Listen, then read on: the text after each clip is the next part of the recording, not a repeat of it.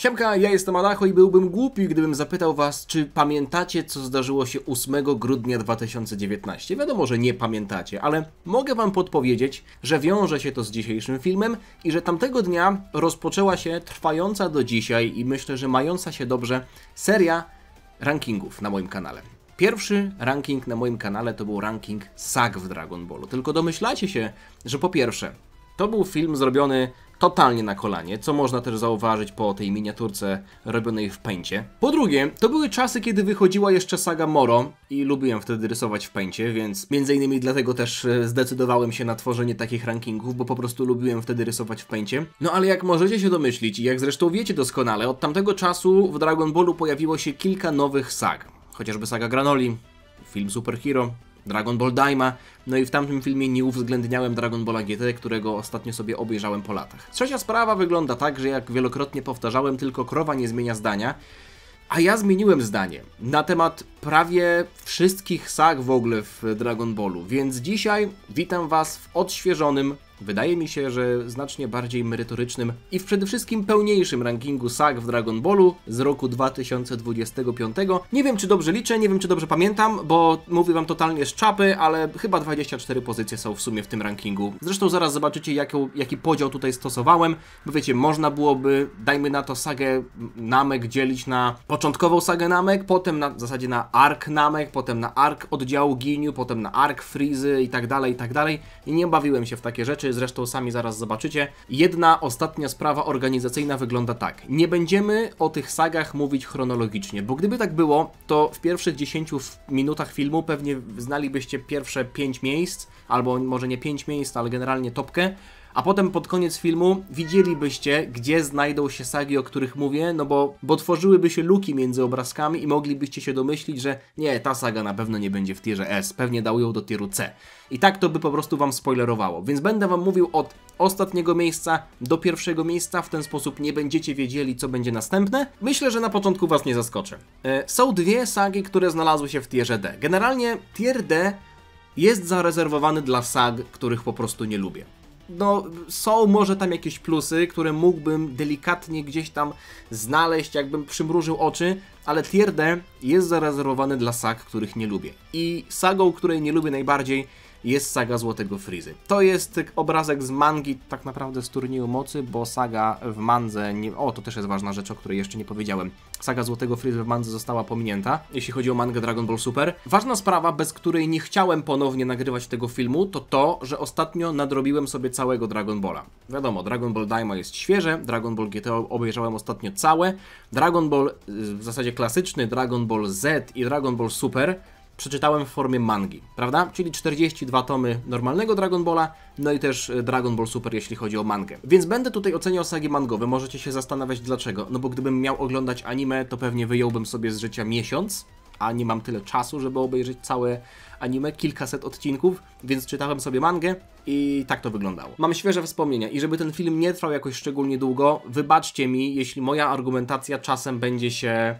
może wydawać dla was niepełna. Mam tutaj dużo pozycji. Układałem ten ranking na bieżąco, więc jest to naprawdę przemyślane ułożenie tych kadrów, które tutaj będą symbolizować dane sagi. Natomiast jeśli będziecie chcieli, żebym uzupełnił wypowiedź, to możecie zapytać w komentarzu. Ja tam postaram się być aktywny w miarę w komentarzach i wam odpowiadać. Tak czy siak, saga Złotego Freezy to nie jest dla was zaskoczenie, jeśli oglądacie moje filmy.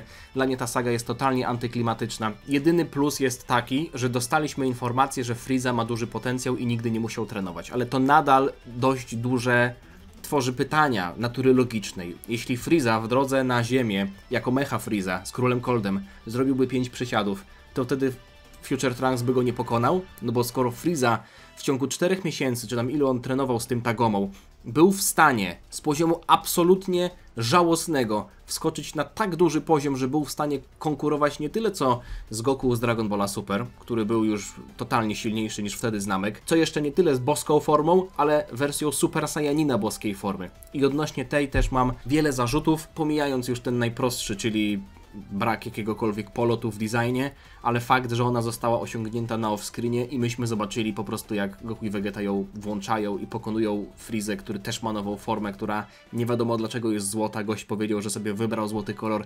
Dla mnie ten film jest słabą fanmangą. To jest poziom słabej fanowskiej historii. Nawet Beerus go nie ratuje, bo Beerus tak naprawdę był w poprzednim filmie, Beerus tam za dużej roli nie pełnił, a ja bardzo lubię Beerusa, zresztą Whisa tak samo. Mamy słabego Gohana, Piccolo, który w wersji anime jeszcze się poświęca za Gohana, co nie powiedziałbym, że jest fajnym easter eggiem, tylko słabym jechaniem na nostalgii i mógłbym tak wymieniać, a nie o to chodzi, żebym po prostu tutaj jechał przez pół godziny po tym filmie. Generalnie dla mnie to jest to gniot, dla którego praktycznie jest ratunek, ale powiedzmy, że nie będę teraz w ten temat wchodził. Można byłoby ten film uratować, ale co powiedziałem, to powiedziałem. Więc idziemy dalej. Saga, która jeszcze łapie się do tieru D. Myślałem, czy nie wrzucić ją na koniec tieru C, ale potem sobie ją tak jeszcze na spokojnie przypomniałem i nie jestem w stanie jej wrzucić wyżej. Saga Androida 17. Dla mnie to jest kolejny gniot. Tyle, że pod innym trochę względem. Być może pomysł jest w porządku, żeby piekło się otworzyło i żeby wszyscy poprzedni przeciwnicy lecieli na ziemię, bo to by dało szansę drugoplanowym postaciom, które swoją drogą w Dragon Ballu GT naprawdę miały bardzo mało okazji do zabłyśnięcia, właśnie dać okazję do zabłyśnięcia.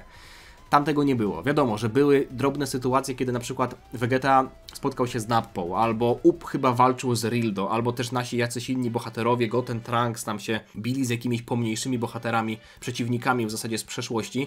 Tylko że to był tak olbrzymi potencjał do tego, żeby, dajmy na to, Cell spotkał się z Gohanem po latach. Nappa spotkał się z Vegetą i oni nie zamienili żadnego słowa. Nie było sytuacji, w której Nappa mógłby skomentować to, że Vegeta go przecież zabił, prawda, w Saiyan Sadze. Ta saga to jest nie dość, że kupa dziur fabularnych, bo Trunks nagle czuł androida. W ogóle też sam fakt, że Dr. Mew był w stanie stworzyć gościa, który wyglądał tak samo jak Android 17. Okej, Zero mógł, powiedzmy, pomóc doktorowi Mew, tylko że oni nagle zaczęli się łączyć przez Bluetooth z jakiegoś powodu i to otworzyło portal między dwoma światami. Wyglądało to tak, jakby twórcy wiedzieli, co chcą zrobić, czyli postacie mają uciec z piekła, ale nie mają za bardzo dobrego powodu, jak do tego doprowadzić. Coś jak Dragon Ball Daima, czyli wiemy, do czego chcemy dojść, ale nie mamy za bardzo pomysłu, jak zrobić to, żeby to było do kupienia. W sadze Androida 17 tak to było, Super 17, plus jeszcze SSJ4 Goku też dostawał oklep. To akurat było spoko, bo 17 się wzmacniał. Tyle, że taktyka Goku, nawalania w niego kiblastami, a potem 18, która strzela w niego kiblastami, bo ten zabił Krillana. To była chyba najlepsza scena z całej sagi, ta śmierć Krillana. Goku mówi, nie strzelaj, bo on się wzmacnia, a 18 krzyczy, ła, strzelam, a Goku mówi, dobra, strzelaj, mam w sumie plan. Słabe to było, po prostu bardzo słabe, bym nawet powiedział. Tier C. Tier C jest przeznaczony dla sag, do których raczej nie mam sympatii, ale są tam plusy. To nie jest tak, że to są sagi, wobec których nie mam nic pozytywnego do powiedzenia, ale na przykład saga Uba, powiedzmy, że zbieżność kolorów przypadkowa, ok? To nie jest specjalnie, że Ub trafił do tieru C, ale końcówka Dragon Balla, w ogóle mangi Dragon Ball i też anime Dragon Ball Z to jest coś, co mi się nigdy nie podobało. Dla mnie jest to pospieszane, to też, może to jest mój headcanon, no może gdzieś to zostało potwierdzone. Zresztą Toriyama chciał kończyć Dragon Balla już w tamtym momencie. Zresztą Dragon Ball Z nazywa się Z, no bo Toriyama chciał to kończyć. Saga Buu to była saga, w której Toriyama dostał więcej swobody, żeby mógł się chociaż jeszcze trochę zabawić na sam koniec, żeby nie robił tego aż tak na siłę. Wydaje mi się, że to zakończenie to jest już tak dosłownie, pociąg się wykoleił, jechał z punktu A do punktu B, ale wiecie, tory były złe, szyny były złe, pora na CS-a. To jest dosłownie pora na CS-a w wersji Toriyamy, czyli pojawił się gość, który jest reinkarnacją Majin Buu, Goku z nim chwilę zawalczył i mówi, dobra, lecę.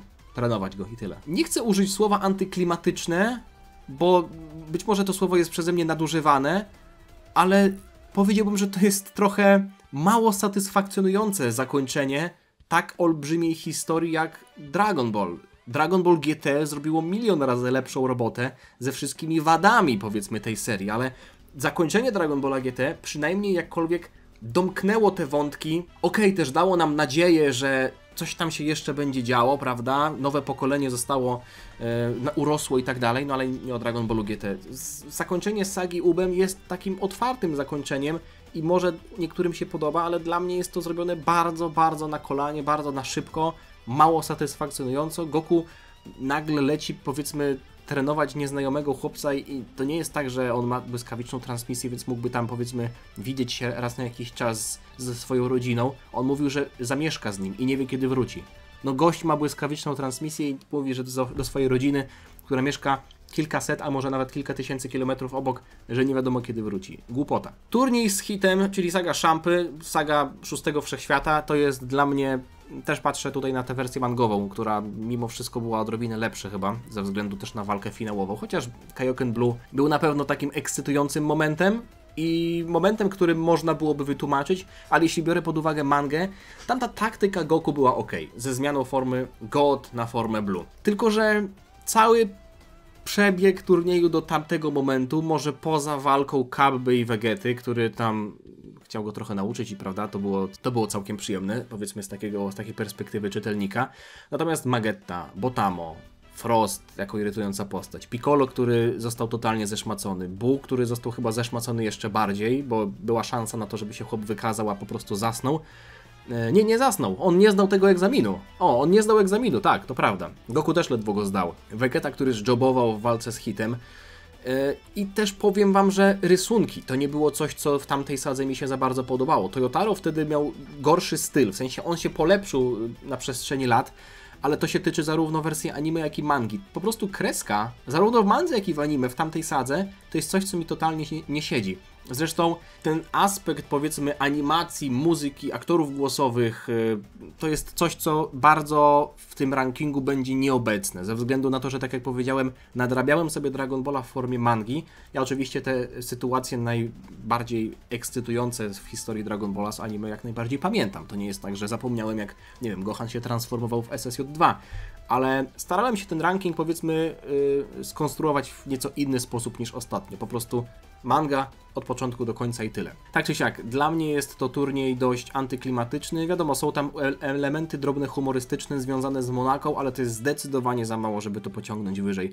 Mało interesująca sprawa. Swoją drogą, czytając Dragon Balla, po raz kolejny zresztą, i tak powiedzmy przypominając sobie, ile tych sag było, uświadomiłem sobie jedną rzecz. Znaczy nie uświadomiłem, w sensie wiedziałem o tym, ale teraz jak spojrzałem na to z góry, to zauważyłem, jak dużo w Dragon Ballu jest turniejów. W sensie ostatnio robiłem nawet ranking turniejów, więc wiedziałem, ile ich jest, ale dosłownie zobaczcie. W klasycznym Dragon Ballu 21, 22, 23 Tenkaichi Budokai. W Dragon Ballu Z mamy Cell Games, mamy turniej w Majin Buu Sadze, potem mamy turniej z Ubem. W Dragon Ballu Super mamy, w zasadzie mieliśmy jeszcze w anime turniej w Zaświatach, prawda? Który tutaj nie jest brany pod uwagę, no bo umówmy się, że brałem pod uwagę mangę. W Dragon Ballu Super turniej Szampy, turniej mocy. Jeszcze w GT był turniej przez chwilę, prawda? Na początku sagi 17. No ale okej, idziemy dalej. Tier B.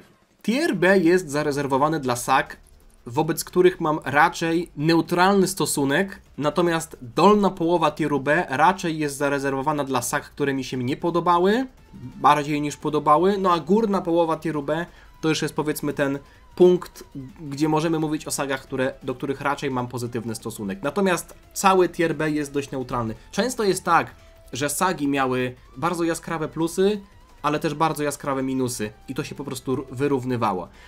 Zaczynamy od Cella Maxa, czyli od sagi Super Hero. Gdybym miał oceniać sam film, to myślę, że to byłoby niżej. Natomiast tutaj biorę pod uwagę mangę, a tam też mieliśmy sagę prequelową, czyli te 3 rozdziały opowiadające o Gotenie, Trunksie, zombiakach i tak dalej, doktorze Hedo. To było ciekawe, to było luźne, to było powiedzmy potrzebne też dla postaci Gotena i Trunksa. Dobrze mi się to czytało, chociaż uważam, że to zostało powiedzmy wypuszczone w takim niefortunnym momencie, bo widownia, mam wrażenie, czytelnicy, w tym ja, może się wypowiadam za wszystkich, no nie wypowiadam się za wszystkich, ale na pewno za jakąś część, oczekiwała w tamtym momencie czegoś innego, bo myśmy dostali sagę Granoli, potem mieliśmy przerwę, wyszedł film Super Hero i po takiej przerwie, zwłaszcza kiedyś dostaliśmy ten teaser o Black Freezie, wróciliśmy do tych szkolnych perypetiów, a potem jeszcze adaptacja mangowa sagi Super Hero. To tylko dolewało oliwy do ognia, no i potem praktycznie przerwa, prawda? Więc trwająca do dziś. No ostatnio tam wyszedł 104 rozdział, który też jest prequelem do prequela, ale generalnie wiadomo o co chodzi, nie? Jest dość duża frustracja związana z tym, że dostaliśmy bardzo dużo miesięcy mangi, która tak naprawdę opowiadała o tym, co już wiemy, bo to było w filmie. Natomiast tak jak te ostatnie rozdziały 103, 102 i 101 opowiadające o historii po Superhero, czyli walki Saiyan na planecie Birusa, to był duży fanserwis, umówmy się, że to był duży fanserwis, ale potrzebny moim zdaniem, bo dostaliśmy jakiekolwiek informacje budujące świat, że Ultimate to jest forma Ultimate, Bestia się mógł wypowiedzieć trochę na temat Bestii, jakkolwiek mogliśmy na tej podstawie zbudować ranking mocy, albo chociaż mogliśmy zażyć trochę akcji, której tak bardzo brakowało w ostatnich rozdziałach, mimo tego, że widzieliśmy, że tam, wiecie, Bestia się transformuje, Orange Piccolo, Cell Max, Makanko Sapo, ale my już to wszystko widzieliśmy, więc te rozdziały ostatnie były potrzebne, saga prequelowa też była fajna, natomiast sam film Superhero to jest jazda na nostalgii i tak jak można w pierwszym momencie jarać się tym, że jest coś świecącego, tak potem jak ten blask opada, to z perspektywy czasu widzimy, że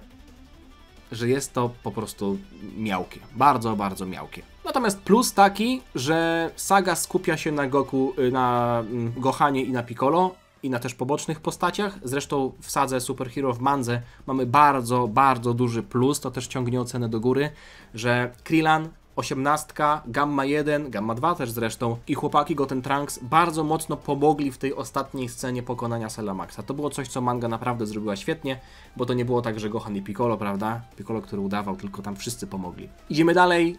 Dragon Ball Daima. To jest jeden z najbardziej niewykorzystanych potencjałów w historii Dragon Balla. Jeszcze przez długi czas dupka mnie będzie bolała. To, co sądzę o tej sadze, to doskonale wiecie, jeśli oglądaliście moje omówienia, ale też recenzję, którą wrzuciłem. Swoją drogą, chyba jak wejdziecie na mój kanał, to ona się wyświetla jako pierwszy film. Chyba że nie macie suba, nie wiem. Więc nie chciałbym dużo czasu poświęcać na temat mówienia o Dragon Ball Daima, ale SSJ4 w Królestwie Demonów, Neva jako, powiedzmy, wytrych na wszystko, Neva jako chodzący Toriyama, po prostu Toribot, przeludnienie postaci, Degesu, który jest...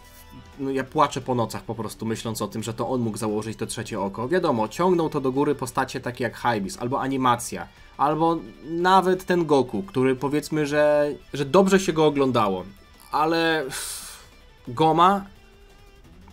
Goma jako antagonista, wiecie co, myślę, że nawet mógłbym to dać niżej, ale nadal to jest niska połowa tieruby. Umówmy się, że Dragon Ball Daima to była saga, która miała naprawdę dobre momenty. 19 odcinek we mnie wywołał takie emocje, jakich dawno nie czułem przy oglądaniu Dragon Balla. I za to też jestem w stanie tutaj dać pewien plus.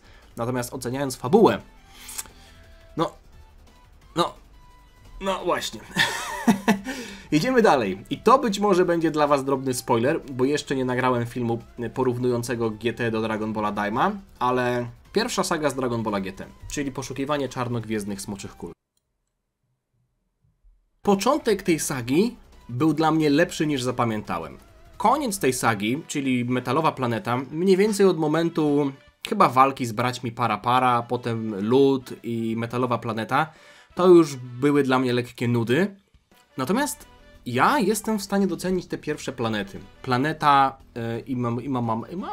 jak to ona się tam nazywała? Tam, gdzie wiecie, był ten Don Key, gdzie wszystkie pieniążki zabierał i tak dalej. Nie pamiętam, jak się planeta nazywała. Coś na I chyba. Potem ta planeta z Gigantem. Nawet ta planeta z Zunamą. Zunama był trochę irytujący, ale tam też przeważał aspekt humorystyczny. Planeta z pustynią, gdzie mieliśmy ten odcinek, gdzie Pan się sama gdzieś tam zapędziła i się zgubiła i tam Jiru ją ratował. To były dla mnie ciekawe odcinki. Mi się to dobrze oglądało, głównie ze względu na ten klimat podróżniczy i na Goku, który naprawdę dodawał takiej pogody ducha wszystkim dookoła. Mam wrażenie, że ta postać Goku, która została zmniejszona w tamtym momencie, naprawdę ciągnęła ten wózek na swoich ramionach, bo Trunks, jako prezes firmy, wiadomo, nie trenował, więc był trochę słabszy i taki trochę ciamajda z niego była.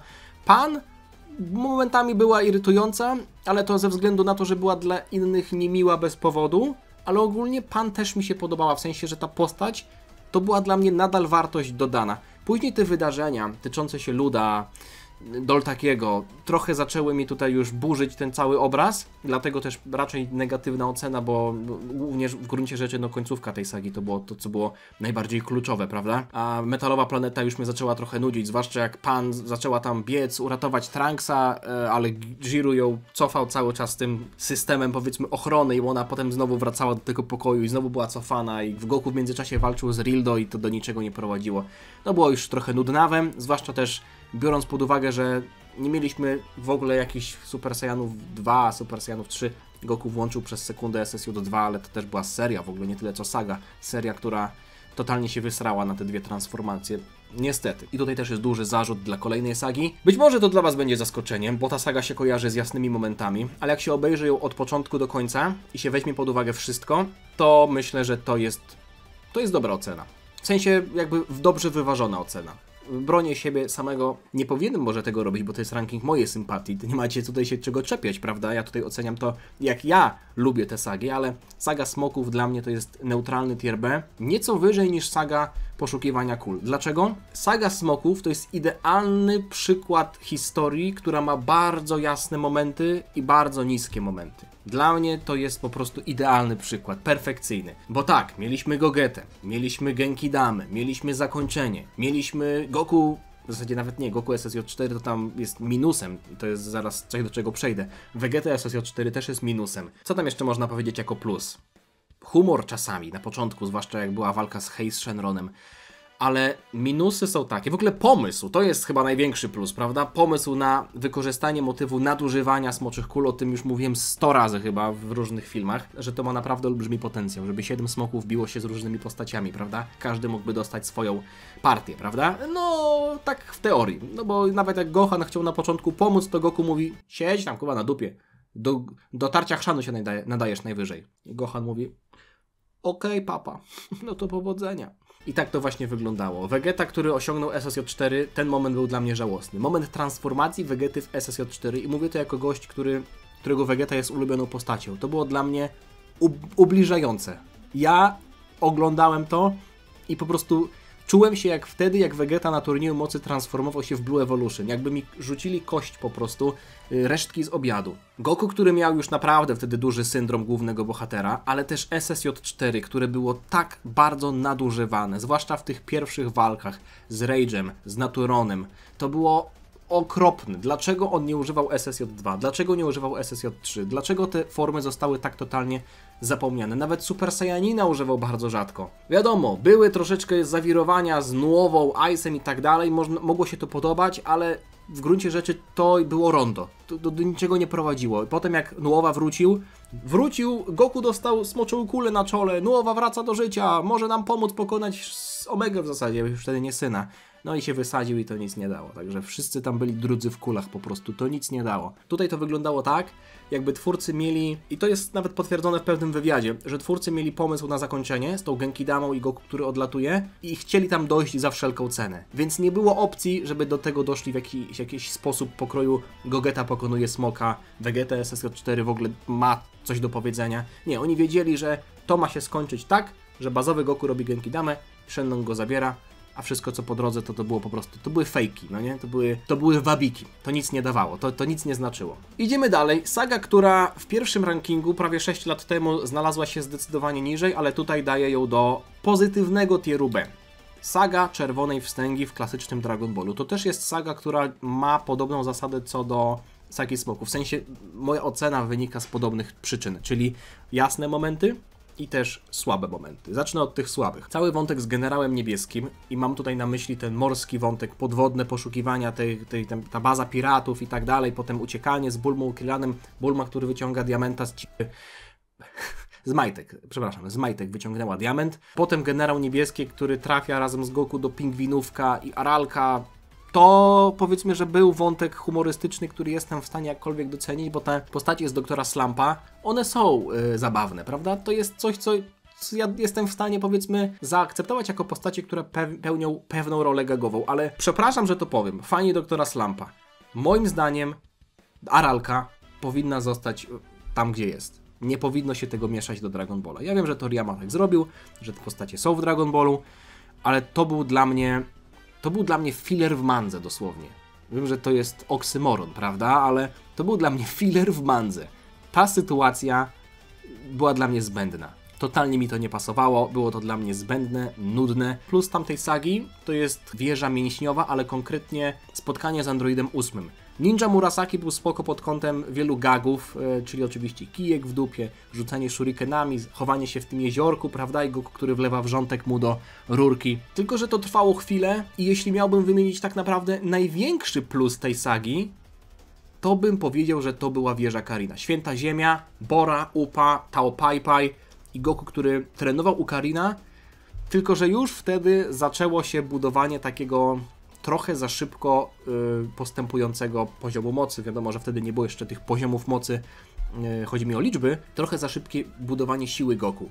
Gość w 3 dni złapał Karina i się wzmocnił tak bardzo, że był w stanie pokonać Tao Pai Pai'a, który wcześniej go pokonał. No, byłbym w stanie zaakceptować to, że Goku się wzmocnił, ale naprawdę zaczęło się to dziać szybko. W sensie, jak oglądaliśmy, jak się czytało tego Dragon Balla, tak po prostu rozdział po rozdziale i się czyta, i czyta, i czyta, to dosłownie w pewnym momencie sobie uświadamiasz, że kiedy Goku stał się tak silny.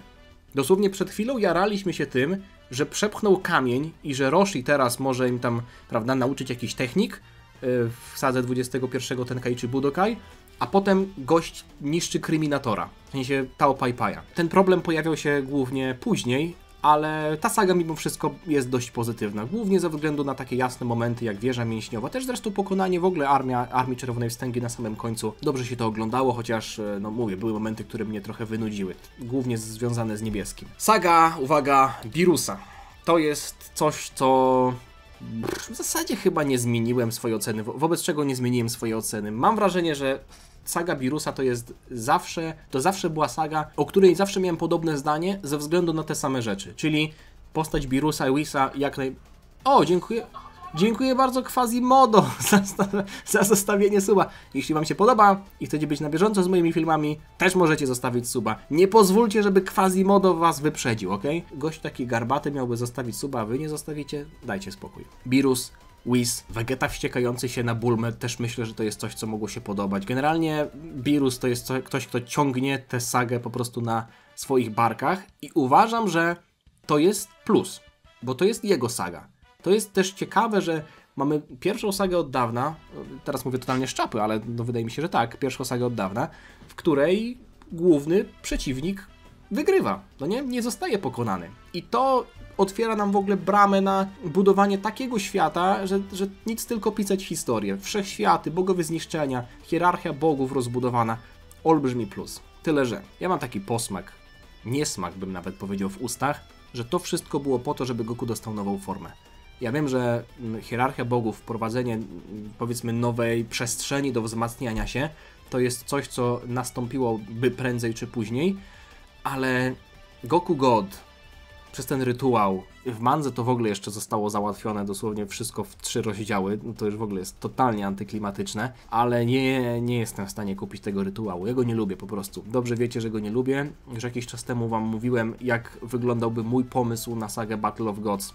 Gdybym ja miał ją napisać, oczywiście to tam sobie też wymyśliłem na kolanie, ale chodzi mi o te kwestie Super Saiyanina Boga. Ja po prostu tego nie kupuję. Rozumiem, że może być boska ki, to nie jest dla mnie problem, ale dostawanie darmowych form przez postacie to moim zdaniem nie jest coś, co zdaje próbę czasu. To może być fajne w pierwszym momencie, kiedy idziemy do kina i okazuje się, że Goku ma nową formę i bije się z Bogiem Zniszczenia, a potem jak na przykład mija tydzień, 2 tygodnie, miesiąc, rok i patrzymy na to totalnie na chłodno, to sobie myślimy, czy to naprawdę tak powinno wyglądać, że gość dostaje nową formę za darmo. Tak to po prostu ostatnimi czasami wygląda. Czasami.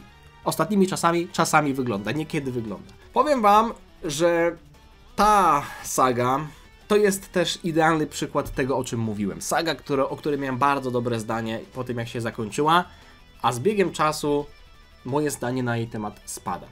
Turniej mocy. I tak wedle niektórych podejrzewam, że jest za wysoko, ale chcę wam wytłumaczyć, dlaczego dla mnie nadal jest to pozytywna saga. Ultra Instinct to jest jedno z najlepszych wzmocnień, moim zdaniem, jakie kiedykolwiek zostały wprowadzone w Dragon Ballu. Też ze względu na to, że Goku się trochę zachowuje inaczej, że jest to inne wzmocnienie, ale że to jest wzmocnienie, które po pierwsze trochę zastopowało ten pędzący rozwój siły, ten pędzący, powiedzmy, podnoszący się sufit mocy w Dragon Ballu Super, też pod tym względem, że ona się dobrze zestarzała. Ultra Instinct się dobrze zestarzał, bo od tego czasu, zobaczcie ile minęło sag. Cały turniej mocy, saga Broly'ego, saga Moro, saga Granoli, saga Super Hero. Po sadze Super Hero jesteśmy i Goku dalej ma ten Ultra Instinct jako najsilniejszą formę, tylko że wokół niego jest budowane wzmocnienie. Albo nakłada na inne formy, albo opanowuje jego dokładność. Generalnie chodzi o to, że ten Ultra Instinct to nie było coś jak na przykład God, Blue, potem Blue Kaioken, potem coś jeszcze i o tym zapominamy 2 sagi później. Nie wiem, z SSJ2 tak było na przykład w Dragon Ballu Z, że było, a potem przestało być. O SSJ3 to już w ogóle nie wspomnę, można byłoby tak wymieniać i wymieniać. A Ultra Instinct to jest coś, co jest dalej aktualne, więc to się dobrze zestarzało. Jest to jeden z niewielu przykładów sag, w których anime zrobiło lepszą robotę niż manga. Też ze względu na animację i tak dalej, wiadomo, ale tutaj głównie mówię o poświęceniu czasu innym postaciom, takim jak Saone, Lipirina. Może Ribrianne za dużo dostała czasu, ale nawet taki Kato Pesla albo Roshi, który miał inne walki. Chociaż Roshi akurat mangowego turnieju mocy jest jednym z największych plusów, może to jest kontrowersja, ale podobał mi się ten moment, kiedy on uczył Goku, dał mu lekcję o tym, jak się poruszać, prawda? Jedna z ostatnich lekcji Szkoły Żółwia, walczył z Jirenem przez chwilkę, to był ten zapalnik do tego, żeby Goku odblokował Ultra Instinct, tylko że w mandze to wyglądało tak, że Goku włączył Omen i sekundę później go wyłączył i przegrał, nie? Potem znowu go włączył w walce, a potem już włączył perfekcyjny Ultra Instinct, więc ta mangowa saga za bardzo pospieszała rzeczy. Kefla tak samo gdzieś tam się biła przez chwilę z Gohanem i był remis, podczas kiedy w anime naprawdę dostaliśmy epicką walkę, Tokyo Drift, Kamehameha i tak dalej. Natomiast nadal uważam, że jest to saga pozytywna, bo dała szansę wykazania się innym postaciom, chyba że mówimy o jakimś Tenshin Hanie, to on też został zmielony, totalnie zmieszany z błotem. Jiren jest bardzo nudnym antagonistą, w zasadzie nie ma nic do zaoferowania oprócz tego, że jest silny, bo nawet nie jest ładny, ale nadal uważam, że saga raczej na plus. Dobrze mi się, po prostu dobrze ją wspominam, ale nie jest aż tak dobra, jak powiedzmy można było czuć w tamtym momencie. Idziemy do tieru A, czyli do sag, które, uwaga, mi się już podobały. Miały swoje minusy, albo nie były aż tak, powiedzmy, imponujące, że dałbym je do tieru S, ale sagi A, w tierze A to już są sagi, które mogę powiedzieć z czystym sercem, że lubię. I zaczynamy od, uwaga, 22 Tenkaichi Budokai. To jest dość krótki ark tak naprawdę. Można byłoby nazwać tylko arkiem, bo mamy turniej z Tenshin Hanem, gdzie poznajemy go, Chaozu, mistrza żurawia i potem to się kończy, prawda? Bo chwilę po zakończeniu mamy Tamburyna, który zabija Krillana i zaczyna się saga Piccolo, więc oceniamy tutaj tylko i wyłącznie 22 Tenkaichi Budokai. I były tutaj walki, które naprawdę mi się podobały, pokroju Tenshin Hana z Jackiem Chunem, albo Krillana z Goku. To były walki, które na pewno można zapisać na plus. Natomiast to nie było tak, że jak czytałem Dragon Balla, to że te walki wywołały na mnie aż tak duże wrażenie. W sensie cały turniej był naprawdę ciekawy, ale może to będzie dla Was zaskoczenie. Chyba największym plusem, największą rzeczą, która podobała mi się w tym wszystkim, było to, że mieliśmy humor, prawda? No chociażby walka Krillana z Chaozu i przemiana Tenshin Hana. I jakby wątek Tenshin Hana i Roshiego. Tenshin Han, który potem spotyka Roshiego przybierającego się. Tenshin Han mówi, że chciał być zabójcą, tak jak Tao Pai Pai i tak dalej, bla bla bla. Nie wiem, czy wtedy on wspomniał o Tao Pai Paiu, chyba nie. Ale generalnie chodzi o to, że mieliśmy ten zakulisowy wątek przemiany Tenshin Hana. Jego honor podczas walki z Goku, kiedy ostrzegał go, żeby ten unikał Kikoho i tak dalej. Dlaczego mimo wszystko to jest niski tier A? Zakończenie było mało satysfakcjonujące. Ja rozumiem, że Goku gdyby wygrał, to też byłoby takie, powiedzmy, z drugiej strony to też byłoby niepełne zwycięstwo Goku, bo zawsze można byłoby powiedzieć, że on wygrał przez przypadek, że ledwo co wygrał, prawda? Ale to zakończenie, kiedy Tenshin Han wygrywa przez to, że Goku uderza w auto, spadając razem z nim, no mało satysfakcjonujące to było. Wiadomo, że to też było pisane w taki sposób, że Goku przegrywa jeden turniej, potem drugi turniej i trzeci wygrywa. No ale to jakby nie usprawiedliwia, powiedzmy, tego finału, prawda? Więc uważam, że można byłoby to, czy można byłoby to napisać lepiej? Pewnie tak, natomiast nadal uważam, że jest to saga dobra i trafia do tieru A. Zaskoczenie być może to będzie dla Was, ale mamy jeszcze jedną sagę z Dragon Balla GT i to o niej będziemy mówić. Saga Baby'ego. Urosła we mnie po latach, uważam, że jest to naprawdę dobry pomysł. Miał swoje średniawe momenty, tam na początku akcja się działa troszeczkę powoli, kiedy mieliśmy te akcję ze statkiem, który leciał w kosmosie w słońce, prawda, i tam ten chłopczyk miał być ratowany przez Goku. Tam niby były pewne zagwozdki takie logiczne, jakim cudem Baby tam wyprzedził ich i to wszystko zrobił i tak wszystko to upozorował idealnie, że oni w to uwierzyli, ale jakby w ogóle wyłączyć to myślenie, to naprawdę było całkiem ciekawe. Baby był ciekawym antagonistą, z ciekawą historią. W ogóle sam fakt, że to on zaprogramował, jakby zmusił doktora Mew do tego, żeby on go zbudował, też jakby mózg eksploduje, ale generalnie wykorzystanie Cufuli to jest chyba największy plus. SSJ-4, które się wtedy pojawiło, to była sytuacja, w której SSJ-4 miało naprawdę duże znaczenie. Bo potem w Sadze 17 Goku dostawał Manto. Potem w Sadze Smoków używał tej formy zdecydowanie za często i to straciło swoją moc. Dopiero SSJ-4 miał znaczenie, jak pojawił się Gogeta, chociaż to tak naprawdę fuzja robiła robotę, a nie SSJ-4, więc to była saga, w której ta forma się narodziła i miała swoje najlepsze chwile. Up miał swoje chwile, to też był plus. Mimo tego, że przegrał walkę z Babym, to na samym końcu się przydał. Nasi bohaterowie pokroju Gotena, Gohana i Trunksa, wiadomo, przekazali energię Goku, więc można byłoby powiedzieć, że Goku Time, ale oni mieli swoją rolę wcześniej, jak byli przejęci przez Baby'ego.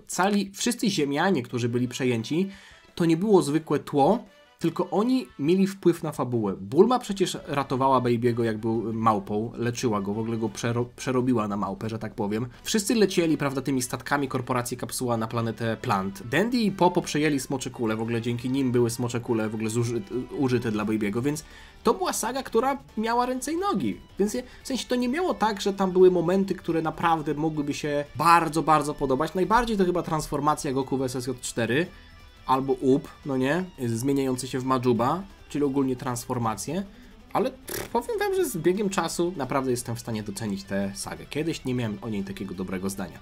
Także, idziemy dalej. Film z Brolim.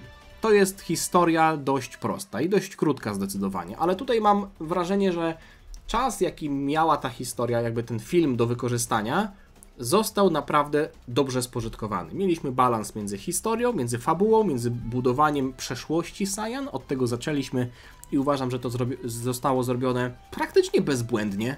Uważam, że zostało to naprawdę bezpiecznie, w dobry i ciekawy sposób poprowadzone. Historia Broliego, Paragusa, trójki Saiyan w podobnym wieku, których los, powiedzmy, sprowadził do jednego miejsca. I potem, powiedzmy, z tej części fabularnej, która też wprowadziła postacie Chilla i Lemo, moim zdaniem bardzo fajne postacie, które mają do dzisiaj znaczenie w świecie Dragon Balla, do części przeznaczonej na akcję. Wiadomo, tam też troszeczkę fanserwisu, Gogeta, Broly, to był ekscytujący moment, ale to miało sens.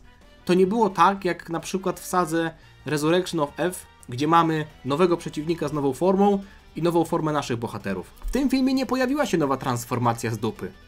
Zostaliśmy wrzuceni do sytuacji, która mogła się wydarzyć i nasi bohaterowie poradzili sobie z nią, korzystając z narzędzi, które już mieli. Nie wykorzystali niczego innego, a przypominam, że działo się to po turnieju mocy, więc dla mnie jest to historia naprawdę zasługująca na tier A, natomiast to nie jest tak, że jest ona wybitna i jeśli miałbym ocenić film pod kątem animacji, muzyki, emocji, które wtedy czułem, jak to oglądałem, myślę, że dałbym to wyżej, ale oceniam tutaj raczej, powiedzmy, bardziej szkielet. Bardziej staram się skupiać na szkielecie, a nie na emocjach, no nie? Kontrowersja, uwaga, kontrowersja alert, wiło, uwaga!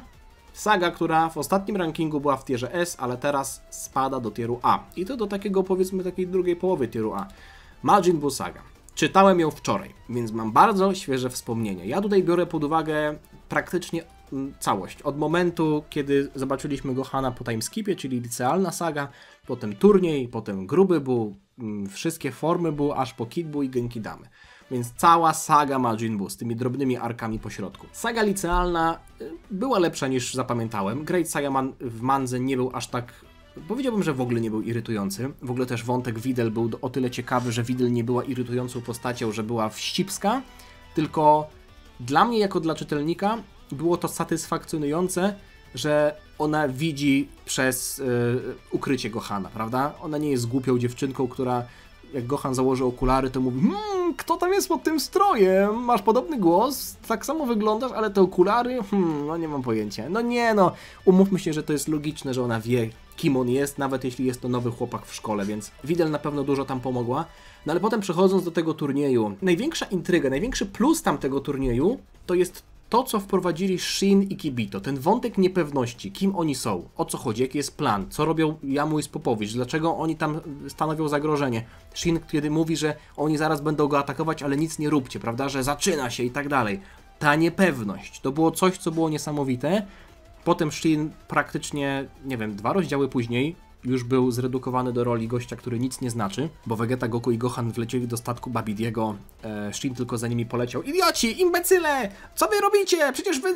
A oni sobie tam grają w papier, kamień, nożyce i Shin już nie ma żadnego autorytetu tak naprawdę, więc to był trochę minus. I uważam, już jakby też przechodząc do takiego podsumowania, bo nie chcę, żeby ten film trwał długo i tak trwa długo. Tak, ta saga ma bardzo fajne momenty. Na przykład Genki Dama na sam koniec jest też fajnym spięciem całej historii.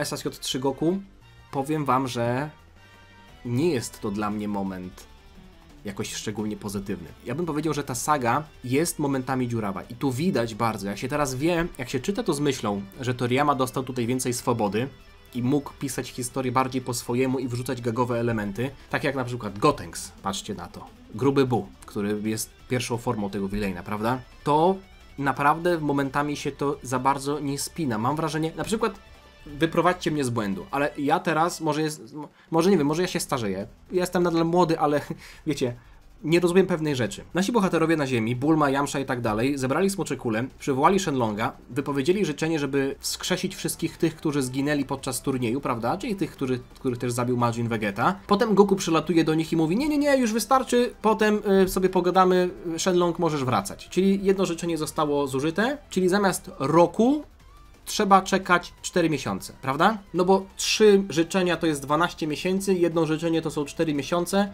więc jeśli zużył tylko jedno życzenie, to nie trzeba czekać 12 miesięcy, tylko 4 miesiące. Tak to zawsze działało. I potem, pod koniec już, powiedzmy w tym arku Kid Buu, kiedy walczył z Kid Buu, znowu jest życzenie do Porungi, żeby wskrzesić wszystkich tych, którzy zginęli od turnieju za wyjątkiem tych złych. Czyli mamy drugi raz to samo życzenie. Wskrzeszające znowu ludzi. Czyli ludzie, którzy umarli na turnieju, zostali wskrzeszeni, potem Majin Buu, Super Buu znowu ich zabił i potem oni zostali znowu wskrzeszeni przez innego smoka, a potem na samym końcu Toriyama napisał, że pół roku później, prawda, wypowiedzieli kolejne życzenie i bla bla bla. Jakie pół roku później? Jakby skąd się wzięło to 6 miesięcy? Nie wiem, może ja naprawdę już o czymś zapomniałem, może za duży natłok informacji się w mojej głowie pojawił, ale ta saga... O kurwa. Okej, są jasne momenty, na pewno wykorzystanie Herkulesa to jest coś, co dało tej postaci, powiedzmy, taki ark odkupienia, bo do tej pory był dość irytujący, zwłaszcza ten epizod na turnieju Tenkaichi Budokai, kiedy walczył z innymi, kiedy tam nie doceniał Gohana, kiedy na samym końcu też tam udawał, że jest najsilniejszy. To było coś, co już zaczynało być drażniące, no ale na sam koniec się przydał, więc to jest plus. Ale też chociażby to, co ostatnio było w kokle. Po co Vegito dawał się wchłaniać, skoro mógł zabić Buchana tak od razu, a i tak musiałby wszystkich wskrzesić, więc gdyby tam Gohan, Piccolo, Goten, Trunks w środku zginęli, i tak musiałby wszystkich wskrzesić. A B, nawet jakby ich uwolnił i Buu przez to stałby się słabszy, to po co go osłabiał, skoro i tak był w stanie pokonać Buu w najsilniejszej formie? No... Mam wrażenie, że tutaj dużo takiej niekonsekwencji, jakby pchania historii w taki sposób, że można byłoby to po prostu zakończyć w trymiga. Ale ogólnie dobrze się to czyta, jeśli się za bardzo nie zwraca uwagi. Idziemy dalej. Saga Goku Blacka. Na pewno saga mangowa podoba mi się bardziej, ze względu na to, że po pierwsze mamy wykorzystanie zwykłego Super Saiyanina, a nie tylko od razu Rozę. Zakończenie jest lepsze niż w anime, ale na pewno też nie idealne. Dodatkowym plusem w porównaniu do anime jest to, że tak jak w anime dostał Trunks tę nową transformację, która jest w zasadzie nienazwana, można ją nazywać Ikari, ale umówmy się, że to jest po prostu coś, co sobie wymyśliło Toei.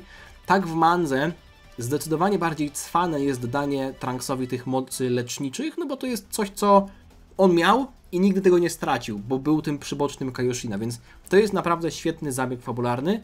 No i postać Goku Blacka, Zamasu, czyli tego zbuntowanego Kaioshina, dla mnie jest to naprawdę pomysł z dużym potencjałem, który został wykorzystany. Nie boję się użyć tego słowa.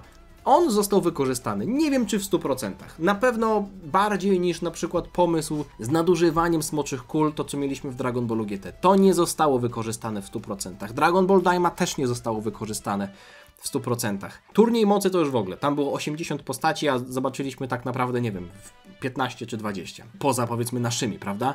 Tutaj Goku Black, Zamasu, potem jeszcze się scalili, dostaliśmy Vegito Blue, no co prawda tylko na chwilę, to był też taki fanowski moment, prawda, który w zasadzie nic za dużo nie dał. W anime można powiedzieć, że trochę osłabił stalonego Zamasu, ale w mandze mieliśmy ten wątek z Vegetą, który zmienia swoje formy, to też była fajna taktyka. Oczywiście też nawiązująca do tamtej taktyki, którą Goku pokazał w walce z Hitem, ale to była saga, która miała ciekawy przebieg i też intrygowała. I uważam, że ona po prostu cierpi na bardzo, bardzo średnie zakończenie. Można byłoby nawet powiedzieć, że słabe. No to w anime jest słabe, ale wprowadzenie Zeno, który jest zmuszony do tego, żeby wszystko wymazać i potem Future Trunks i Mai lecą w zasadzie tworzą kolejną linię czasową, w której oni już tam będą. Mam o to naprawdę lekki ból dupy, ale wejście Goku Blacka z jego twarzą jako Goku, ten ubrany na czarno gość z kolczykiem, no intryga na początku była świetna. W ogóle ten pierwszy rozdział mangi, kiedy ta saga się zaczyna, jest genialny. Więc tier A. Idziemy dalej. I teraz przechodzimy do sagi, która, powiem wam szczerze, jak ona się zaczynała i jak mieliśmy pewien moment, o którym zaraz wam powiem, to dla mnie, i o tym wam mówiłem wtedy, jak ją omawiałem, dla mnie to był potencjał na najlepszą sagę w historii Dragon Balla. Na najlepszą sagę w historii całego Dragon Balla. Nie Dragon Balla Super. Całego Dragon Balla. No ale potem poszybowaliśmy. Wiadomo, o co chodzi. Saga Granoli. Początek do momentu wejścia Bardoka. Jak zobaczyliśmy Bardoka, który ratuje Musli i małego Granole i tam jest konfrontacja z gangiem Hitersów, kiedy chciał ich uratować. To mi się tak podobało. Nawet ta transformacja Ultra Ego, która na początku jakby nie wierzyłem w ogóle, że to jest prawda? Myślałem, że to jest jakiś fanart, potem się okazało, że to jest okej. To jest coś, co z biegiem czasu we mnie rośnie i urosło zdecydowanie bardziej, więc Ultra Ego też jest na plus, ale to, co mówiłem wcześniej w kontekście Ultra Instynktu, Goku nie wymyśla nowej formy. Ja nie uznaję True Ultra Instynktu, bo to jakby się oficjalnie na kartach mangi nie nazwało w ten sposób, więc to był nadal Omen. Więc Goku połączył Ultra Instynkt z innymi transformacjami, bardziej wykorzystywał Ultra Instynkt jako technikę, a nie jako transformację. Wiadomo, że jako ostatnią deskę ratunku musiał używać Ultra Instynktu jako transformacji, ale Granola był bardzo ciekawym antagonistą. Naprawdę uważam, że ta historia, połączenie tego losu Cerealian z Saiyanami, wprowadzenie innych smoczych kul, wprowadzenie Bardoka jako postaci, która jest bardzo popularna, ale nie było to aż dla mnie takim jechaniem na sentymencie czy jakimś fanserwisem. To było naprawdę sprytne i absolutnie do zaakceptowania wprowadzenie tej postaci do historii, więc do tamtego momentu było ok, ale potem Gas wypowiedział to życzenie, dostaliśmy 10 różnych transformacji Gasa, Granola z Gasem się bili 5 razy, potem Goku z Gasem się bił, była kwestia tego, że Gas tak naprawdę jest jakiś siusiu-majtek dosłownie i było to przeciągane, być może jak się czyta całą mangę raz za razem, to nie sprawia aż takiego wrażenia, ale na pewno końcówka tej sagi, ten awatar z Ki, okej, on jest ładny i w ogóle, ale skąd to się wzięło? W Sadze Moro to było do kupienia, bo to się pojawiło nagle i można było domyślić się, że jest to wyprodukowane tym nadmiarem Ki, które Goku dostał od Uba. A tutaj to się nagle obudziło, kiedy Goku był totalnie wyczerpany, bez sensu. Black Frieza, wejście Frizy jest genialne. Pokonanie Gasa też, ale Black Frieza to już jest trochę... To już brzmi jak gag, dosłownie. To brzmi jak jakiś żart nawiązujący do Złotego Frizy, że trenowałem 4 miesiące i mam złotą formę, a teraz Friza mówi, trenowałem 10 lat i mam nową formę, czarną. Co jest, kurwa? Okej, na pewno jest to ekscytujące pod kątem tego, że wiecie, zobaczymy w przyszłości pewnie jakąś zajebistą walkę i tak dalej. Jak jeszcze w anime to zostanie wrzucone, to wow, to w ogóle będziemy się jarać muzyką, animacją i tak dalej. Tylko że to jest kolejna forma na off-screenie. Niby to jest logiczne, że Frieza nie był brany pod uwagę, kiedy życzenie było wypowiadane, nie był brany pod uwagę w kontekście stania się najsilniejszym we wszechświecie, ale nadal to jest, powiedzmy, dość naciągane, że gość sobie, powiedzmy, trenował 10 lat. 10 lat? 10 lat? To jest dużo! Gość spędził 10 lat Nasi bohaterowie czasem byli rok czy 2 lata w komnacie ducha i czasu i to już było dużo, a gość tam siedział 10 lat. Tym bardziej boli, że nie zobaczyliśmy niczego w trakcie tego treningu, nie? Idziemy dalej. Saga, no właśnie, czy to jest saga Pilafa? Tam Pilaf pojawia się tak naprawdę na samym początku, no to jest pierwsza saga Dragon Balla, powiedzmy poszukiwanie pierwsze smoczych kul. Jedna z najlepszych sag pod kątem gagowym. Natomiast minusem tego jest to, że tam jest za dużo zboczonych żartów. Jest naprawdę bardzo dużo zbereźnych żartów i to już momentami jest drażniące, inaczej się to zupełnie czyta. To jest tak luźny i tak przyjemny Dragon Ball, że zna się tę historię na pamięć. Spotkanie Yamszy, spotkanie z Roshi, potem nawet ta akcja z Pilafem. To było coś, co naprawdę było zabawne. Mi się to tak dobrze czytało, że jak skończyłem tę sagę, to sobie pomyślałem, kurde, przecież to jest naprawdę zajebista saga. Dlaczego ja miałem o niej tak niskie zdanie? Być może ze względu na Pilafa, a ja jakoś za Pilafem parę lat temu nie przepadałem. Teraz uważam, że Pilaf jest jedną z fajniejszych postaci w tamtej sadze, mimo tego, że pojawia się na sam koniec. Ulong, Chi-Chi, Mała, Byczy Lucyfer, te wszystkie postacie, które tam się pojawiają, one coś ze sobą niosą, mają jakiś dodatek do historii i też ten potencjał Son Goku na samym początku nie jest aż tak przerysowany, no bo wiadomo, on sobie wykonał Kamehameha po prostu widząc, jak Roshi to wykonuje, ale w tamtym momencie, nie wiem, jakoś to dla mnie było do zaakceptowania bardziej niż to, że on potem w wieży Karina przez 3 dni się tak wzmocnił, że pokonał Tao Pai Paia. Nie wiem, ta saga po prostu jest dla mnie bardzo niedoceniana, ale dobrze mi się ją czytało i ze względu na to wysoki tier A. Saga, która kończy tier A, więc wszystkie te, które zostały, będą w tierze S. 23 Tenkaichi Budokai. Tak naprawdę traktuje tę sagę od momentu, w którym Goku pokonał Piccolo Daimao, więc mieliśmy też trening w Pałacu Kamiego, no i potem sam turniej. Powiem wam, że jest tutaj pewna rzecz, która już mnie troszeczkę nudziła, kiedy to czytałem. Czyli na przestrzeni tak naprawdę kilku, prawda, tomów, no to nie jest aż tak mało rozdziałów i stron, ale na przestrzeni cały czas jednej historii mieliśmy znowu 3. turniej. I byłem już trochę zmęczony tymi turniejami. Sam przebieg turnieju był naprawdę fajny, bo mieliśmy intrygę pod kątem Shena. I w ogóle jedna rzecz, o której muszę wspomnieć. Według mnie najlepiej rysowana walka w ogóle w całym Dragon Ballu pod kątem turniejowa, ok? Turniejowa, jeśli chodzi o Tenkaichi Budokai, to jest Krillin kontra Piccolo. To jest tak genialnie rysowane w mandze. Niektóre panele po prostu sprawiają, że ja patrzyłem na nie, przez 2 minuty się wgapiłem w jeden panel i po prostu patrzyłem sobie na różne szczegóły. Podziwiałem to.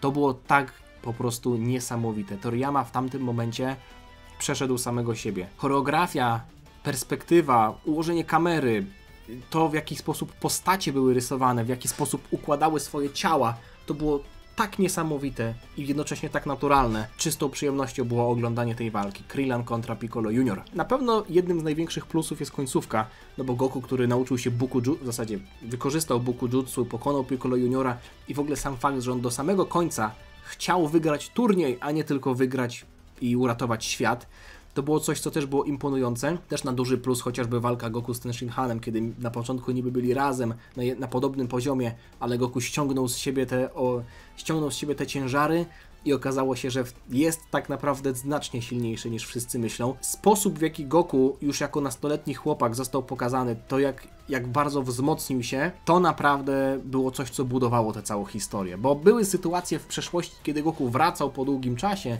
i był silniejszy, ale to w 23 Tenkaichi Budokai, jak on wrócił i była ta scena, kiedy padał deszcz, on wrócił z parasolem, nie mogli go poznać, a potem na turnieju faktycznie krok po kroku zaczynał pokazywać swoją prawdziwą moc.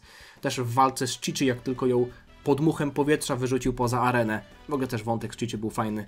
No, to już jest naprawdę peak fiction, ale tak jak mówię, przebieg turnieju, mimo tego, że miał naprawdę bardzo jasne momenty, to już jakoś tak w głębi serca trochę mnie nudził, w sensie turniej, potem drugi turniej i teraz znowu 3. turniej. Nie wiem, Toriyama może bardzo lubił rysować turnieje, na pewno lubił, ale to było coś, co już sprawiło, że gdyby te okoliczności były trochę inne, w sensie no na końcu były trochę inne, prawda, bo całe miasto zostało zniszczone, ale gdyby to się działo w trochę innych okolicznościach, może dałbym wyższą ocenę. Tak czy siak wysoki tier A to nadal jest saga, którą bardzo lubię. Natomiast sagę Piccolo Daimao, czyli ojca można powiedzieć Piccolo Juniora, lubię nieco bardziej. Dlaczego? Tam też były jasne momenty. Zdecydowanie chyba najjaśniejszym jest dla mnie Mafuba Roshiego. Końcówka to też jest coś świetnego, kiedy Goku jedną rękę, prawda, wykorzystał i przebił Piccolo Daimao, ale jest tutaj pewna rzecz, której nie do końca kupuję. Ona nadal jakby jest na tyle mała, że jestem w stanie tę całą sagę wrzucić do tieru S, bo uwielbiam w ogóle początek tej sagi, kiedy Krillin umiera, wszyscy tam w ogóle to w mandze wygląda trochę inaczej, bo nie było tego obiadu na innej ulicy i Goku tam nie biegł przez jakieś tam paręset metrów, tylko oni byli dalej na terenie areny, na terenie turnieju i Krillin już został zabity przez Tamburyna, ale to nie zmienia faktu, że ten początek sagi jest świetny. Minusikami tej sagi jest to, że mieliśmy Pilafa.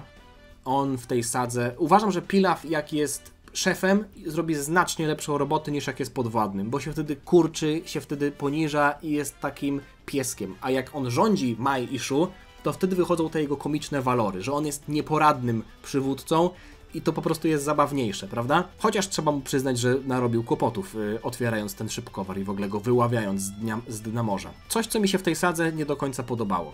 Ta ultra super święta woda. Ta pierwsza woda, która była u Karina, czyli ta zwykła woda, którą Goku po prostu musiał złapać, to był fajny myk, że Goku tak naprawdę trenował poprzez łapanie Karina. W tym też rzadszym powietrzu, prawda, tak wysoko nad powierzchnią ziemi. Ale ta święta woda, która była tak naprawdę trucizną, to już był trochę, nie powiem, że darmowy power-up, no bo Goku musiał się dużo wycierpieć, żeby nie umrzeć, musiał wykazać się wielką siłą woli i wtedy mieliśmy te obrazki, że ta siła Ozaru w nim została przebudzona, więc można było się domyślić, że okej, jest silniejszy, powiedzmy, że korzysta z tej mocy, którą miałby, jakby był małpą. Autor tymi obrazkami dał nam sugestię, że ta moc potwora przeszła nam na ludzkiego Goku. Tylko że to nadal była jakaś tam sobie woda wymyślona i to już było dla mnie trochę mniej ambitne niż jakiś inny sposób na wzmocnienie, prawda? Niż chociażby to latanie przez 3 dni, co prawda tylko, ale latanie za tą poprzednią wodą. Ze względu na to trochę niżej ten ark, ta saga, ale tier S nadal to jest bardzo wysoki tier, to już jest tier moich ulubionych sag w ogóle w Dragon Ballu. Idziemy dalej. Powiem wam, że jakoś tak dziwnie mi się na to patrzy, ale to jest moja ocena. Ja nie jestem jakimś bardzo dużym fanem tej postaci, tego antagonisty, ale cała saga od początku do końca naprawdę obfitowała w momenty, które mi się podobały. Saga Cella. Od początku, czyli od przylotu Mecha Freezy, Future Trunks, w ogóle to był jeden z najlepszych momentów całej tej wielkiej sagi.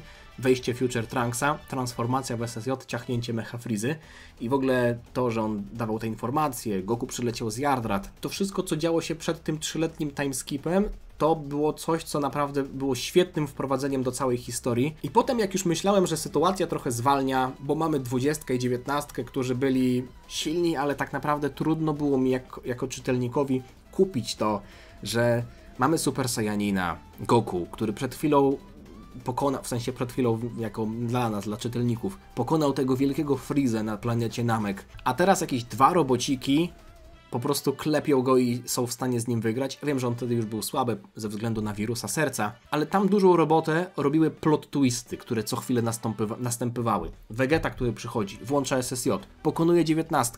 Potem Trunks przylatuje i mówi, z czym oni walczą, to nie są te androidy. Potem się okazuje, że 17 i 18 się budzą, zabijają Zero, budzą jeszcze jakiegoś nowego 16, potem pokonują Vegetę, potem 18 jeszcze całuje Krillana, co mu, wiecie, miesza w głowie. W gruncie rzeczy dobrze wyszło, ale wiadomo jak to się, wiadomo przez co musieli przejść, prawda? To niszczenie pilota i tak dalej. I potem jeszcze pojawia się inny potwór, inny wehikuł czasu, Cell, w ogóle naprawdę ta intryga była na wysokim poziomie. To nie było tak, że ta saga miała jakiegoś jednego wielkiego antagonistę w tamtym momencie. No wiadomo, że Cell na takiego wyrósł, ale w momencie, kiedy Cell w pierwszej formie się pojawił, to naprawdę poziom napięcia był na wysokim poziomie. Potem jeszcze wzmocnienie Piccolo, też bardzo ciekawe i super, że nawiązywało do tego, co było wcześniej mówione w sadze Namek. To, o czym mówił Guru. Trening w komnacie Ducha i Czasu i kolejne te, powiedzmy, transformacje pokroju Super Saiyanina Grade 2 i Grade 3, to już było coś, co z jednej strony zaczynało mi trochę smrodkować, trochę taki smrodek był, prawda, bo mieliśmy Super Saiyanina chwilę temu jako coś totalnie legendarnego, a teraz mamy tak, SSJ Goku, SSJ Trunksa, SSJ Vegetę, SSJ Gohana, który też opanował te transformacje i nie dość, że mamy SSJ, to mamy jeszcze SSJ Grade 2 i SSJ Grade 3 i potem oni wychodzą i są cały czas w SSJ, a potem Gohan włącza coś jeszcze, co jest SSJ 2 później nazwane i druga połowa tej sagi bardzo szybko mam wrażenie, że zaczęła tak pchać ten poziom mocy do góry, ten sufit, że trochę można się było w tym pogubić, kto z kim, kto od kogo silniejszy, jaki to jest SSJ, czy oni naprawdę przed chwilą osiągnęli zwykłego SSJ, a teraz mówią, że coś jest jeszcze dalej. Natomiast rozumiem to, i to o tym też ostatnio mówiłem w którymś z filmów, rozumiem to, że ten cały wątek z wykorzystywaniem takich pobocznych transformacji pokroju USSJ, USSJ 2, czyli tego właśnie Grade 2, Grade 3, to było coś, co budowało, jakby robiło podwaliny pod te transformacje Gohana. Że to były sposoby na poszukiwanie czegoś, co jest dalej i dopiero Gohanowi udało się osiągnąć to, co jest tym prawdziwym kolejnym krokiem po Super Saiyanie. Wiadomo, transformacja Gohana, Fatherson Kamehameha też świetnie w mandze narysowane. Naprawdę, to jest moment, który broni się nawet bez muzyki, bez animacji i tak dalej. Poświęcenie Goku no jest na pewno też jednym z lepszych momentów, ale to nie jest tak, że jakoś bardzo mocno to przeżyłem. Ale samo Cell Games naprawdę podobało mi się. Herkules tam też był niepotrzebnym dodatkiem, moim zdaniem, ale ogólnie Cell Games podobało mi się, mimo tego, że tam też były momenty, które średnio mi się dały, jak na przykład te Celle Juniory. Nie jestem fanem Cellów Juniorów, ale okej. Tak czy siak. Tutaj dość ciekawa sytuacja w tym moim rankingu następuje, ponieważ mamy lekką przerwę. Jak patrzyłem na te wszystkie sagi obok siebie, to stwierdziłem, że saga Cella i saga Piccolo Daimao nie powinny być chyba w tym samym tierze, co 4 kolejne ostatnie już sagi, więc zrobiłem drobną przerwę. Mógłbym zrobić tier Z i te następne sagi wrzucić tam, ale zrobiłem przerwę, niech tak będzie jak jest. Numer 4, czyli 4. miejsce. 21. Tenkaichi Budokai, ale również pierwszy trening Goku i Krillana, kiedy Goku trafia na wyspę Muten Roshiego, trafia tam też Krillan, pojawia się lunch, oni przenoszą domek na, powiedzmy, kontynent i tam jest noszenie mleka, te treningi przygotowywania się, pierwsze zobaczenie tego turnieju, który wtedy robi olbrzymie wrażenie, bo mamy wielkie miasto, ludzi, wielu zawodników, Goku i Krillan w ogóle nie wierzą, że są tacy silni. Krillan też musi jakby sobie uświadomić, że jest silniejszy, spotyka tych swoich, nie powiedziałbym, że kolegów, ale tych ludzi, z którymi był w zakonie, prawda, którzy mu dokuczali i potem powala go jednym ciosem. I oczywiście walka Goku i Jackie Chuno na samym końcu jest świetna, w ogóle morał z tej historii jest naprawdę świetny, że Goku i Krillan, gdyby wygrali, to Soduwa by im uderzyła, więc Roshi tam musiał się bić z nimi i ledwo pokonał Goku. Naprawdę przebieg całej tej sagi jest dla mnie genialny. Czytało mi się to tak dobrze, ale rzecz, o której jeszcze nie powiedziałem, humor.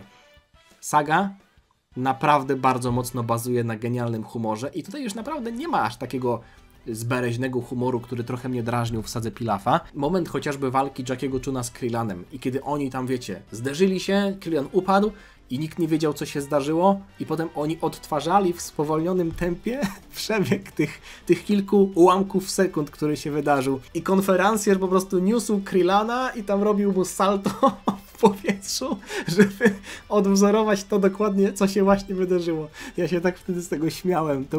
To było tak świetne. Naprawdę, genialne połączenie akcji, sztuk walki, świetnie rysowanych walk, bo to co mówiłem o walce Krillana i Piccolo Daimao też się aplikuje do tego pierwszego turnieju. Tam kadry były naprawdę genialne. Jedna z najlepszych sag w ogóle w Dragon Ballu. Natomiast to, czego ona nie ma, to jest genialny antagonista. Albo w ogóle antagonista. Bo Jackie Chun to był ostatni przeciwnik, ale to nie był antagonista, no nie? Ta saga miała trochę inny format. Tak jak ona miała świetny poziom przez cały czas, tak bym powiedział, że siła jej wynikała z tego, że ona była przyjemna do czytania i może zapierała momentami dech w piersiach, ale to nie było takie zapieranie dechu w piersiach, jakie jest w przypadku sagi z Villainem, prawda? Kiedy coś jest dużego na szali. I tak było w przypadku 3 ostatnich sag, które mam w tym rankingu. Pewnie będziecie na mnie psioczyć, ale przypomniałem sobie sagę Moro. I mimo tego, że ona ma swoje wady, zaraz o nich powiem, to jest dla mnie saga zasługująca na tier S. Na miejsce 3. To jest saga, która naprawdę miała tak dużo dobrych wątków, że ja wymienię wam je. Wymienię wam je, żebyście... Wiecie co? Żebym nie zapomniał, wymienię wam wątki, które są dla mnie genialne. Merus jako gość, którego poznaliśmy i potem okazało się, że jest aniołem. Moro jako przeciwnik, który nie bazuje tylko na siłę, ale jest magiem i ma przeszłość też związaną z w ogóle galaktycznym więzieniem. wprowadzenie Bu do historii, bo ma w środku uwięzionego Oppai Senpaia. Goku i Vegeta i w ogóle inni bohaterowie nasi dołączający do Galaktycznego Patrolu i też te walki na Ziemi, które pozwoliły się autentycznie wykazać innym postaciom. Postać Cranberry, czyli tego gościa, którego Zarbon, i pamiętam tę scenę właśnie z sagi Namek, którą sobie ostatnio przypomniałem w mandze, kiedy Zarbon uderza Cranberry'ego i on wpada do wody i przez to potem jest wskrzeszony i jest teraz gościem, który pomaga Moro. Dla mnie to jest tak genialne wykorzystanie, odświeżenie, danie w ogóle jakiegokolwiek znaczenia postaci trzecioplanowej, że Toyotaro za to ma u mnie dozgonny szacunek. Też jakby możliwość absorbowania mocy przeciwników, więc Moro mógł nie tyle co być sam bardzo silny, ale osłabiać naszych bohaterów i to było coś, o czym ja też wtedy mówiłem dawno temu, że przydałoby się, żeby był przeciwnik, który nie jest jeszcze silniejszy, tylko żeby nasi bohaterowie na przykład mieli zablokowaną boską ki. Vegeta trenujący na Yardrat, wątek z Namek, Vegeta, który przepraszał Nameczan, który walczył w obronie Namek, walki na ziemi, Ultra Instynkt, poświęcenie Merusa. Tak naprawdę największym minusem chyba tej całej sagi jest to, że Vegeta w taki trochę głupi sposób, chwilę po tym jak powrócił z tego wielce wyczekiwanego treningu z Yardrat, w sensie rezultaty były wyczekiwane, prawda?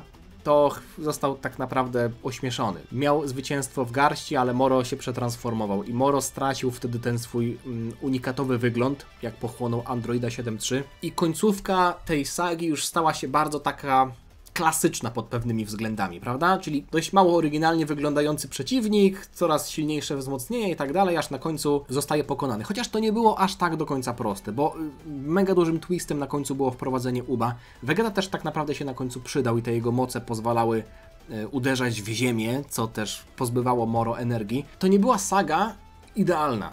Absolutnie nie. Ale biorąc pod uwagę, jak długa była i jak dużo wątków ciekawych wprowadziła po drodze, powiedziałbym, że to jest taka saga Namek Light. Saga Namek się tak naprawdę działa cała na Namek, tutaj się działa to w różnych wielu miejscach, ale mieliśmy tutaj taką drobną wielowątkowość, plus też naprawdę sporo było tutaj takich plot twistów, aspektów, które wykorzystywały jakieś pootwierane furtki albo stare postacie i to było naprawdę bardzo składnie sklejone. No, kto by pomyślał wtedy, że Vegeta będzie trenował na planecie Yardrat? Naprawdę to mnie jarało, więc to moim zdaniem przeszło próbę czasu, bo też jedną z największych zalet tej całej sagi jest to, że nie mamy nowej transformacji. Ja wiem, że Goku jakby opanował Ultra Instynkt wtedy, ale to było coś, co też widzieliśmy w Turnieju Mocy. Tutaj nie było żadnej nowej formy, więc saga Moro tutaj dostaje też plus za to, że była w stanie mieć tak wysoki poziom, bez dodawania nowego kolorku włosów i tak dalej. Dwie ostatnie sagi, wiecie co zostało? Saga Saiyan i saga Namek. Na dwóch ostatnich miejscach. Zacznę od sagi Saiyan. Można byłoby nawet powiedzieć, że to się łączy w jedność, bo mamy też tak naprawdę płynne przejście między sagą Saiyan do sagi Namek, ale sagę Saiyan też zaczynamy tak naprawdę na początku Dragon Balla Z, kiedy mamy Radica, kiedy mamy te drobne poziomy mocy, prawda? Jakieś tam 300, prawda? Gohan, który się wściekł, ma 1307 bodajże, czy tam 1330, a to Piccolo ma Kanko Sappo miał chyba 1307. Generalnie 1000 poziomu mocy to robiło wrażenie. Walka z Radicem i kooperacja Goku i Piccolo była naprawdę fajna. Gohan jako postać, która od początku była kreowana jako ktoś, kto ma duży potencjał, byłem w stanie to kupić ze względu na to, że mieszanka ziemskiej i sajańskiej krwi, która daje jakieś lepsze efekty, nie mam problemu z tym, prawda? To nie było coś, czego się czepiałem, ale największy plus całej sagi Saiyan to jest przemiana Piccolo. Trening Gohana i Piccolo, a potem poświęcenie Piccolo. To jest, wiecie co, teraz jak już sobie nadrobiłem całego Dragon Balla, nadal uważam, że poświęcenie Vegety w Majin Buu Sadze jest najlepszym momentem, moim ulubionym w całym Dragon Ballu. Ale poświęcenie Piccolo powiedziałbym, że wskoczyło na drugie miejsce. Naprawdę w mandze można było się nawet wzruszyć, czytając to w mandze bez oglądania tego, wiecie, z głosem i tak dalej, z muzyką. Jedną z dużych zalet tej sagi jest to, że te wzmocnienia, że jakby przebieg tej sagi nie wyciąga różnych rzeczy z dupy, prawda? Bo potem w sadze Namek mieliśmy sytuacje, w które, ja wiem, że skaczę z tematu na temat, ale chcę wam podać przykład. Jednym z największych minusów, o ile nie największym minusem sagi Namek jest to, że tam co chwilę mamy jakieś Zenkai boosty, które są po pierwsze nieregularne, że czasem dają duże wzmocnienie, czasem dają małe wzmocnienie. Nie wiadomo jak bardzo wzmacniają nasze postacie, że są po prostu nadużywane. Tak samo jak nadużywany był wątek fuzji w Sadze Smoków. Przypomnijcie sobie, że Goku i Vegeta tam cały czas próbowali tańczyć, aż w końcu jak zatańczyli, to się nie udało. Więc super. W Sadze Saiyan tak naprawdę każde kolejne następstwo, jakiś tam plot twist, Ozaru, Genkidama, Kaioken podwójny, potrójny, poczwórny, to było coś, co było logiczne i spójne i nie podnosiło mojej brwi, że mówię, naprawdę był w stanie to zrobić. Nie, jak Goku użył tego czterokrotnego Kaiokena, to był praktycznie wyłączony do końca walki. Leżał na skałach, a to Krillin, Gohan i Yajirobe pomagali, więc to było świetne, że nasi bohaterowie łączyli siły, żeby pokonać jednego gościa, który był przesadnie pewny siebie i to też ten wątek historyczny, powiedzmy, Saiyanie, Elita, nawet Wyrzutek jest w stanie prześcignąć Elitę, jeśli będzie trenował wystarczająco dużo, to jest coś, co się broni. To jest coś, co ma jakąś głębię. To nie jest tak, że dostajemy nowy kolorek włosów i mamy wow! 3 miesiące później mówimy, aż mi wstyd, że wtedy powiedziałem wow. No, nie, to się broni. To naprawdę się broni. Ale saga Namek, która zamknęła ten cykl, powiedzmy, sajańsko-frizerski, że tak powiem, Goku stał się Super Saiyaninem, tamta transformacja miała moc. Dużym minusem tej sagi jest to, ja powiem o minusie, ale to jest saga na pierwszym miejscu, więc musicie się domyśleć, że ja uwielbiam tę sagę, mimo tego, że ona ma minusy, bo to nie jest idealna saga. Dużym minusem właśnie było to, że mieliśmy te wszechobecne wzmocnienia, Zenkai Boosty, które co chwilę się pojawiały, Goku i Vegeta dosłownie. Vegeta już w pewnym momencie mówi, Krillin, weź mnie pobij, no bo fabuła jest tak pisana, że ja dostanę Zenkai Boosta i zaraz będę najsilniejszy. Vegeta już w pewnym momencie irytował, mówiąc cały czas o tym Super Saiyanie, ale rozumiem, że to było budowanie napięcia, ale inne rzeczy tak naprawdę oddały. Wielowątkowość na początku tej sagi jest po prostu genialna. Tam było widać, nawet jest taki drobny kadr, w którym, ja wam powiem, o co mi chodzi. Jest taki kadr, w którym Krillin po tym, jak został ulepszony przez nameczańskiego guru, leciał ze smoczą kulą i był tak podjarany, że nie zauważył Vegety. I ja sobie na początku pomyślałem, kurde, no gość, przecież cała saga się opiera na tym, że oni ukrywają swoją ki i są w stanie się wyczuwać, a on przeleciał koło Vegety i go nie zauważył i wtedy narrator wchodzi, czyli Toriyama, i mówi, że Krillin był tak podekscytowany, że przeleciał obok niego i go nie wyczuł. Mimo tego, że ta moc była bardzo blisko. I okej, można kupić to wytłumaczenie, można nie kupić, ale sam fakt, że ta historia była pisana w taki sposób, żeby najmniejsze szczegóły tłumaczyć, to jest dla mnie dowód na to, że to jest najlepsza saga w Dragon Ballu. 3 różne ekipy. Ziemianie, Frieza, Vegeta. Każdy ma swój cel. Smocze kule są stawką. Te wątki się tak świetnie przeplatały, że nie ma drugiej sagi w Dragon Ballu, która miałaby coś takiego. Więc za to nadal jestem w stanie dać najwyższy tier. Tak jak 6 lat temu prawie dałem najwyższy tier dla sagi Namek. Przeczytałem tę sagę w mandze. Ona nadal jest najlepsza. Nadal ma najlepszą akcję, najlepszą fabułę. Może nie najlepsze żarty, ale naprawdę też fajny humor. Oddział Ginyu tutaj, patrzę na was. I mimo tego, że te Zenkaje albo te też transformacje Frizy, prawda? To nie, znaczy on nie mówił, że to jest jego finałowa forma, to jest efekt Mandeli, on tak nigdy nie powiedział, ale że miał drugą, trzecią i czwartą formę, prawda? Które tak naprawdę były jego prawdziwymi formami. Oj, te poziomy mocy, one naprawdę zaczęły szybko się wymykać spod kontroli, prawda? Frieza miał 530 000, Nail miał w ogóle 42, potem Goku prześcignął Frizę, 20-krotny Kaioken. Ten trening Goku na statku w drodze na planetę Namek, przynajmniej fajnie, że został on pokazany. Fajnie, że narrator nam powiedział, że on przechodził cały czas przez Zenkai Boosta, dlatego się tak wzmocnił. Ale ile on tam miał sensu? Z 7 fasolek sensu, czyli przeszedł 7 Zenkai Boostów i nie był w stanie walczyć na początku z Frizą, a potem na Namek przeszedł jeszcze jednego i to już mu dało tę przewagę. Niekonsekwencja tutaj się wkradła, ale wszystkie te plusy, o których wspomniałem, wybaczają to. To jest mój ranking sag. Mam nadzieję, że wam się podobało. Ten film jest bardzo długi, ale ten temat zasługiwał na obszerne wyjaśnienia, więc zostawcie lajka, jeśli wam się podobało. Jeśli chcecie, żebym ponownie po latach powrócił do pewnych tematów związanych z rankingami, być może ranking postaci żeńskich, to dajcie mi znać w komentarzach. To nie jest tak, że kończą mi się pomysły na rankingi, ale uważam, że po takim czasie, kiedy mamy tyle nowych sag i ja też zmieniłem spojrzenie na temat różnych rzeczy w Dragon Ballu, po prostu temat sag musi zostać odświeżony i został odświeżony. Dajcie mi znać w komentarzu, jak wygląda obecnie wasza na przykład trójka ulubionych sag w Dragon Ballu. Numer 1, numer 2, numer 3, biorąc pod uwagę wszystko to, co tutaj omawialiśmy. Dzięki wam za uwagę, zostawcie suba, żeby niczego nie przegapić i widzimy się niebawem. Trzymajcie się, na razie. Cześć. A ja jadę na basen. Swim!